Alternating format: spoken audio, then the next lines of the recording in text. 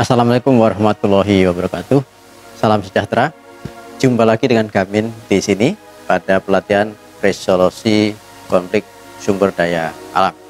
Saat ini saya akan menyampaikan materi pemetaan konflik sumber daya alam. Pokok bahasan yang pertama tentang pengertian pemetaan konflik, dan yang terakhir adalah penyusunan rencana aksi pemetaan konflik. Apa itu pemetaan konflik? Adalah semua kegiatan yang menggambarkan secara visual, artinya dapat dilihat elemen-elemen konflik serta informasi lainnya guna membantu memperjelas adanya perbedaan yang terjadi.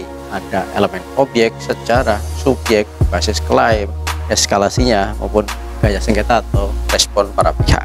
Itu yang perlu kita pahami bersama. Bagaimana kedudukan pemetaan konflik ini dalam proses resolusi konflik. Saya mengambil contoh di Kementerian Lingkungan Hidup dan Kehutanan.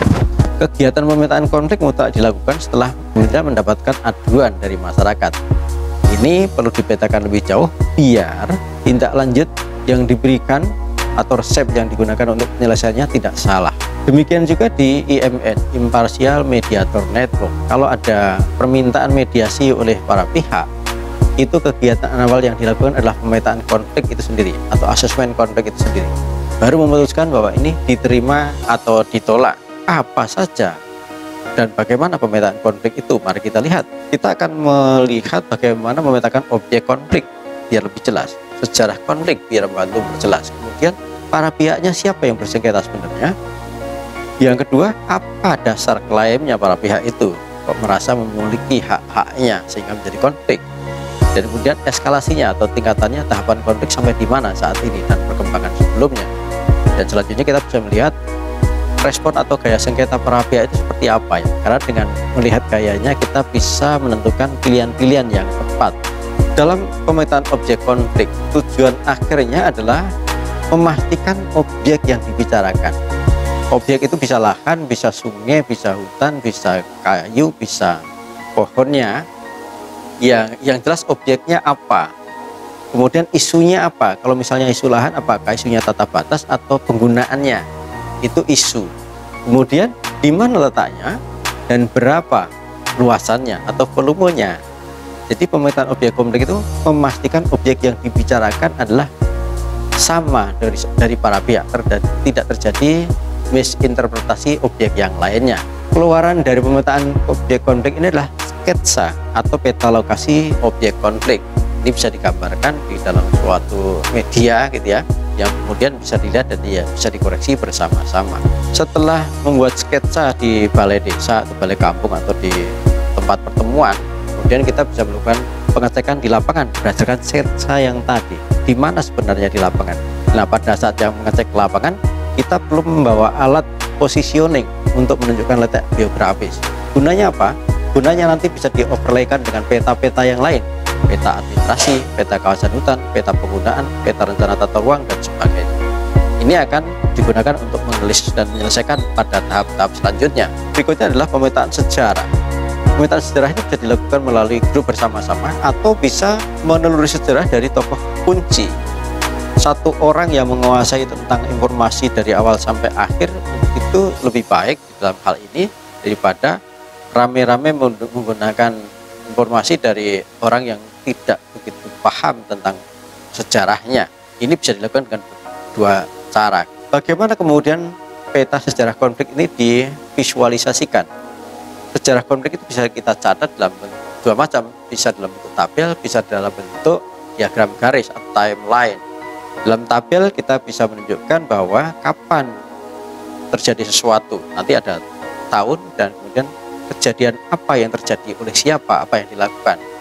Jadi bisa menginformasikan tahun kejadian dan apa yang terjadi, karena di sana akan terlihat nanti ada pihak melakukan apa. Cara kedua adalah dengan timeline. Kita menyajikan dalam bentuk diagram garis. Misalnya dari tahun 64 terjadi apa, tahun 95 terjadi apa, tahun 2000 terjadi apa, sampai pada saat ini masih terjadi apa. Nah, dari sana akan kelihatan siapa itu pihak, kemudian melakukan apa, dan kemudian sampai tingkat eskalasi apa. Nanti di sana akan kelihatan ya apa yang terjadi. kapan mulai ada timbul konflik yang belum begitu tinggi, kemudian mencuat dan seterusnya. Yang berikutnya adalah pemetaan para pihak atau aktor atau subjek konflik. Kalau tadi objek sudah, sejarahnya sudah. Dari gambaran sejarah baik berupa tabular maupun timeline tadi, kita bisa melihat kalau individu atau institusi atau organisasi atau jabatan itu bisa kita tulis sebagai salah satu aktor. Nah, dari aktor-aktor itu, dari diskusi nanti kita tulis dalam satu lembar dan satu aktor, kemudian kita tempelkan pada media, suatu media yang kemudian bisa dihubungkan jauh dekatnya, termasuk garis-garis hubungannya. Dari sini kita bisa lakukan bersama-sama dan bisa juga nanti bersetujuan dengan para pihak. Setelah tujuan akhirnya adalah bisa menggambarkan sebenarnya pihak mana pihak utama yang berkonflik antara A dengan B atau A dengan B dan dengan C. Nah, itu akan bisa kita tarik garis hubungannya. Dan kemudian ada garis lain, misalnya garis hubungan yang retak atau hubungan yang kuat dan sebagainya. Kita bisa petakan di situ, sehingga kita melihat bisa lebih jelas dengan objek atau isu yang ada, sebenarnya pihak mana yang berkepentingan langsung, yang berkonflik langsung, meskipun ada pihak lain yang berkonflik tidak langsung, ya ada pihak supporting atau pendukung di belakang masing-masing pihak. Ini analisis aktor konflik atau para pihak tadi. Nanti kita dalami di para pihak ini, yang pihak utama adalah dengan analisis garis sengketa yang seperti apa. Tapi dari para pihak itu nanti kita bisa lihat klaim dan bukti klaim. Apa sih argumennya? Klaim adalah argumen mereka merasa mengakui dan memiliki hak itu, dan kemudian dibuktikan dengan apa? Misalnya dari penguasaan, bagaimana mereka merasa mempunyai hak itu, mungkin membeli, maka mungkin ada akta jual beli, ada sertifikat, atau mungkin mendapatnya dari hibah, mungkin ada akta hibah, atau mendapatkan dari izin pemerintah yang sah, pasti ada surat izin dan yang lain-lain. Pihak B demikian juga, pihak B mungkin mempunyai SK dan mempunyai tanda-tanda lapangan yang ada. Kemudian tata kelola digunakan untuk apa sebenarnya di lapangan, baik pihak A maupun pihak B. Mungkin pihak A masyarakat digunakan untuk pemukiman, untuk kebun, fasilitas umum dan sosial, tapi sementara pihak B bisa digunakan untuk zona produksi, lindung, konservasi, dan lain sebagainya. Yang perlu kita telusuri lebih jauh adalah bukti-bukti klaimnya. Ada yang bukti legal berupa sertifikat, baik secara sah, kemudian dengan bukti-bukti pal di lapangannya, atau misalnya bukti-bukti lapangan berupa pembangunan infrastruktur oleh pemerintah tadi, meskipun secara legality belum ada, tapi di lapangan secara fisik sudah ada beberapa tahun. Kemudian di lapangan existingnya sudah menjadi kebun yang beberapa tahun dan beberapa lama. Ada surat pengakuan, ada termasuk base camp di situ yang dibangun beberapa tahun tidak ada yang mengusir.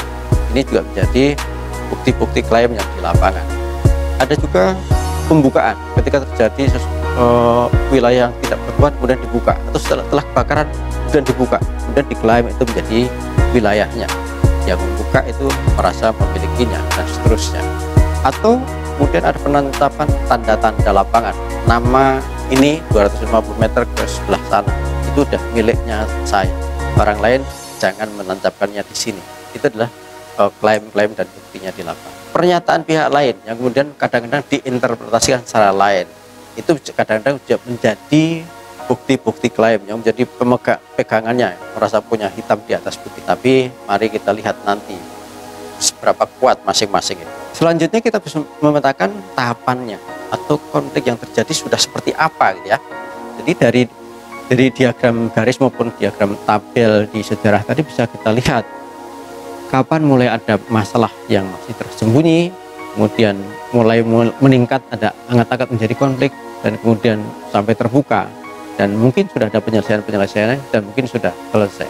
Kita bisa petakan, yang ke garis ke atas adalah tingkatannya, yang ke kanan adalah tentang waktunya.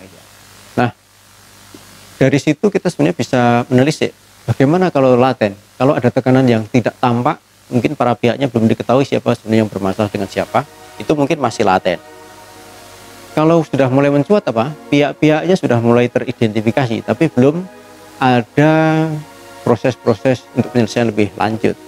Kalau sudah terbuka, artinya pihak-pihak yang berselisih sudah diketahui dan aktif berusaha untuk menyelesaikannya. Itu sudah mulai terbuka.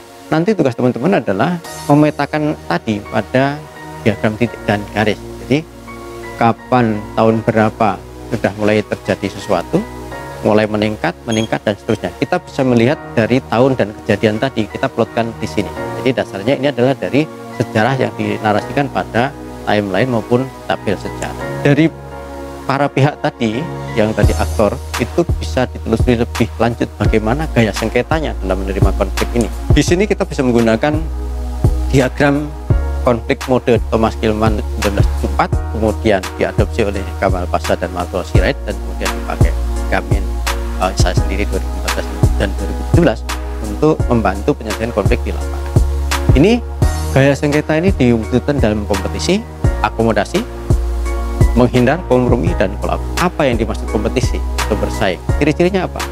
Ketika tindakan-tindakan para pihak itu agresif, kemudian mementingkan diri sendiri, itu ciri-cirinya menekan pihak lain, itu ciri-cirinya berkompetisi. Mengeluarkan suara-suara yang keras, menunjukkan powernya, itu biasanya kompetisi. Menunjukkan backingnya siapa, itu cara-cara berkompetisi. Menunjukkan punya kekuatan hukum yang jelas, itu cara-cara berkompetisi. Berperilaku tidak kooperatif, ya. Kapan efektif digunakan? Mungkin ini bisa digunakan ketika keputusannya harus cepat, kemudian tidak banyak pilihan terbatas, mungkin hanya satu, dan tidak merasa logi ketika harus menekan pihak lain, dan tidak peduli pula dengan keretakan hubungan berikutnya dengan pihak yang lain pada tataran sosial, ya. Nah, alasan umumnya mengapa? Karena merasa benar dan merasa kuat. Biasanya orang akan memasang gaya kompetisi ini. Bagaimana kalau yang menghindar? Ciri-cirinya kalau menghindar, menolak adanya sengketa. Kalau diajak diskusi juga nggak banyak komentar, kemudian diundang juga nggak banyak datang, mengubah topik penyebab sengketa menjadi topik yang lain yang bukan sengketa, kemudian menghindari diskusi. Menghindari itu bermacam-macam, bisa pada saat diundang menyuruh anak buahnya yang tidak tahu apa-apa, itu cara menghindar. Berperilaku tidak jelas, ya. Berperilaku tidak jelas, setuju atau tidak setuju juga nggak jelas, dia wait and see, ya. Gaya ini efektif juga kapan-kapan, ya. Kalau misalnya ada bahaya kekerasan fisik, lebih baik diam dulu, lebih baik menghindar, mengalah untuk menang. Tidak ada kesempatan untuk mencapai tujuan, itu sangat tidak mungkin. Kalau itu biarin saja, hindar saja dulu. Situasinya rumit dan tidak mungkin, ya.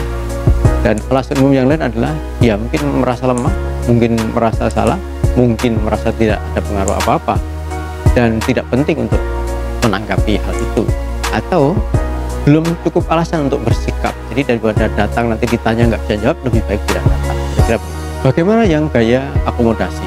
Akomodasi ini bisa dicirikan ketika salah satu pihak mengorbankan kepentingan dirinya atau kelompoknya untuk mendahulukan pihak lain. Kapan ini efektif? Nah, ketika tidak punya banyak peluang untuk mencapai kepentingannya, memuaskan kepentingan diri sendiri dan kelompoknya pun itu berakibat pada kerusakan hubungan dengan pihak lain.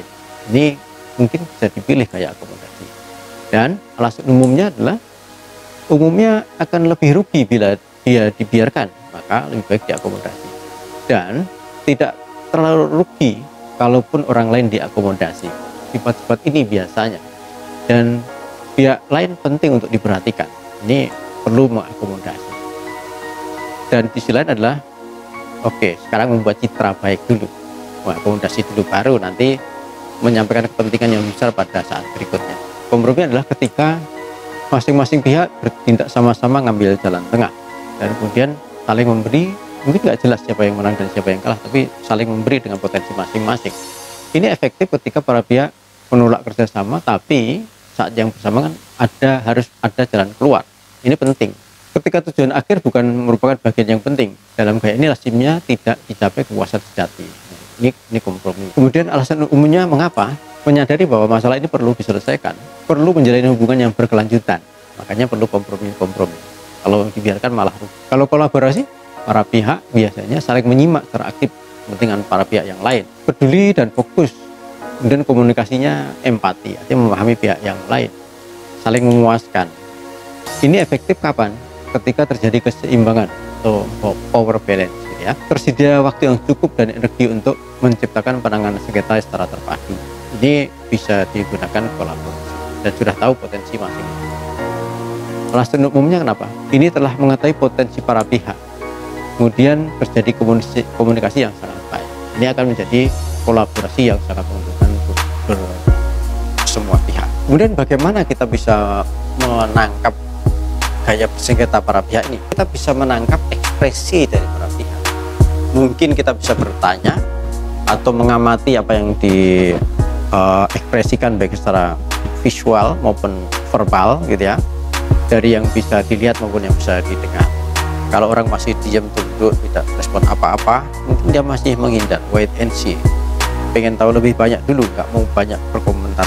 Coba lihat ketika misalnya sudah ceria, sudah bertatap muka, ketemu mata langsung, ini nampaknya siap berkompromi. Ini kita bisa lihat gestur para pihak. Dengan peta gaya bersengketa itu kita bisa menaruh tadi letak-letak para pihak. Misalnya suatu PT ada di pihak yang kompetisi, kemudian masyarakat adanya di pihak yang mengakomodasi. Kita bisa petakan di sana ya. Nah, dari alternatif berdasarkan gaya sengketa ini nanti ada alternatif jalan keluar yang lain. Bagaimana yang kompetisi, bagaimana yang kolaborasi, bagaimana yang akomodasi, kompromi, dan menghindar. Terutama yang masih menghindar harus diadakan upaya penyadaran konflik, bahwa konflik bahkan harus diselesaikan, kalau enggak malah merugikan semua pihak. Dan ketika yang berkompetisi usahakan tidak merusak tapi menjadi konstruktif. Itu yang semua pengennya didorong. Kalau yang tinggi di deeskalasi, yang masih menghindar di eskalasi, sehingga bisa kompromi, akomodasi, atau kolaborasi. Ini bisa menjadi penyelesaian. Mari kita berlatih. Ini antara ada rusa yang berbadan besar dan ada beruang yang berbadan besar. Sama-sama pengen memberangi jembatan yang tidak mungkin bisa untuk berpapasan kedua-duanya, karena merasa kuat, punya taring yang kuat, punya tanduk yang kuat, dan badannya besar. Keduanya tidak ada yang mau mengalah. Ketika ada pihak lain yang berusaha membantu, ditupai. Nah, ini malah tidak digubrisnya, malah dilemparnya. Dia akan meneruskan dengan mengadu kekuatannya. Sementara pihak kelinci dan pihak tupai di tempat yang berjauhan berkomunikasi, berkompromi untuk menyingkirkan mereka itu dengan menggigit tali dari jembatan gantung. Akhirnya sebelah tali putus atas kerjasama yang berdua ini, rusa dan beruang tadi jatuh. Giliranlah mereka berdua ini ingin menyeberang. Pada saat di tengah, sama apa yang akan dilakukan. Ini berkompromi, berkomunikasi, berempati. Tujuan akhir adalah mereka bisa menyeberang. Maka salah satu pihak mengalah, mengakomodasi. Kepalanya dilangkahi, badannya dilangkahi, sama-sama bisa lewat. Toh dilangkahi pun tidak rugi apa-apa. Bagaimana kemudian dari situ kita bisa memetakan gaya sengketa. Gaya sengketa yang kalau menurut diagram gaya sengketa, rusa dan beruang kita tempatkan kepada kolom kompetisi, pada kuadran kompetisi. Sementara tupai dan kelinci kita letakkan pada kompromi, akomodasi, dan berkolaborasi. Ini cara-cara untuk memetakan respon para pihak atau menganalisis gaya bersengketa. Dari tahapan itu selanjutnya data-data yang kita dapat dari dokumen sejarah, dari dokumen objek, kemudian dari aktor para pihak dan gaya sengketa tadi kita perlu dokumentasikan, perlu disimpan dengan baik. Adalah kita bahas dengan pendokumentasian hasil pemetaan konflik. Untuk apa? Itu membuat data konflik yang dipetakan menjadi tersusun dan mudah ditemukan kembali, karena akan kita analisis dan proses penyelesaian lebih jauh. Tujuan apa? Tujuannya adalah data menjadi mudah disimpan, mudah dibuka kembali, diperlihatkan kepada pihak, dan digunakan untuk menangani konflik selanjutnya. Nah, bentuk dokumennya apa? Dokumen yang perlu disimpan adalah yang berupa teks, narasi, cerita, sejarah, dan sebagainya. Tabel sejarah, tabel yang lainnya. Gambar, grafik, peta, kita bisa simpan. Foto, visual, tentang kejadian, klaim, bukti klaim, rekaman suara atau audio, rekaman suara dan gambar atau video, kita bisa simpan. Kemudian data spasial atau data lokasi yang bisa menunjukkan lokasi keruangan. Ya, yang terakhir adalah rencana aksi pemetaan konflik. Apa rencana aksi itu?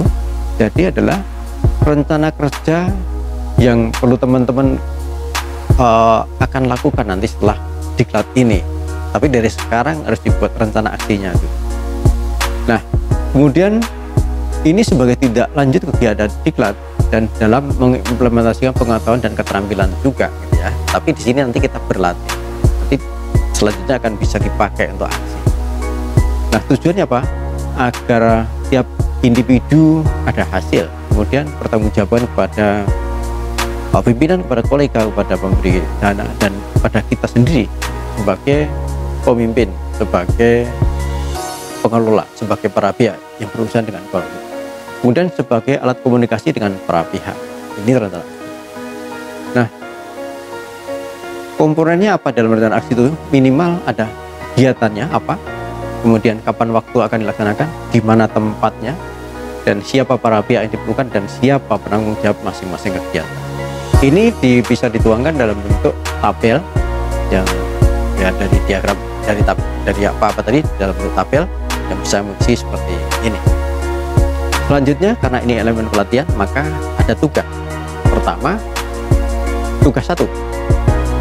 Tugas 1 ada 6 elemen. Jadi elemen pemetaan konflik tadi. Tuangkan ini dalam satu lembar kertas yang memuat ke 6 hal tersebut, ditulis di sini. Ini secara singkat. Kemudian yang berikutnya adalah tugas yang kedua, buat rencana aksi pemetaan konflik di tempat saudara masing-masing. Jadi mulai kegiatannya apa, waktunya kapan, tempatnya di mana, siapa pihak yang diperlukan, dan siapa yang bertanggung jawab di setiap kegiatan. Tuangkan ini dalam tabel pada satu lembar kertas yang memuat hal tersebut. Teman-teman bisa melihat contoh yang ada, nanti tinggal diganti di tempat teman-teman masing-masing. Waktunya silahkan disesuaikan, direncanakan. Tugas ini dikirimkan kepada penyelenggara pelatihan pada waktu yang ditentukan. 2 tugas ini. Nah, kemudian kalau yang hal-hal yang tidak jelas silahkan dicatat dan kita diskusikan pada saat pertemuan online, baik pada saat video conference maupun live chatting ya. Jadi demikian tadi beberapa pokok bahasan yang telah kita lewati tentang pengertian pemetaan konflik, kemudian kedudukan pemetaan konflik itu sendiri, kemudian pemetaan konflik baik dari objek, sejarah, subjek, bukti klaim, eskalasi, dan biaya sengketanya, dan mendokumentasikan hasil pemetaan konflik, dan yang terakhir menyusun rencana aksi pemetaan konflik. Ya, bahan bacaan teman-teman bisa akses bila diperlukan untuk pendalaman di sana, silahkan. Baik, demikian yang bisa saya sampaikan. Silahkan setel lagi videonya, kemudian dibaca bahan bacaannya, kemudian kerjakan tugas-tugasnya. Selamat berlatih, semoga sukses. Terima kasih. Assalamualaikum warahmatullahi wabarakatuh. Salam sejahtera.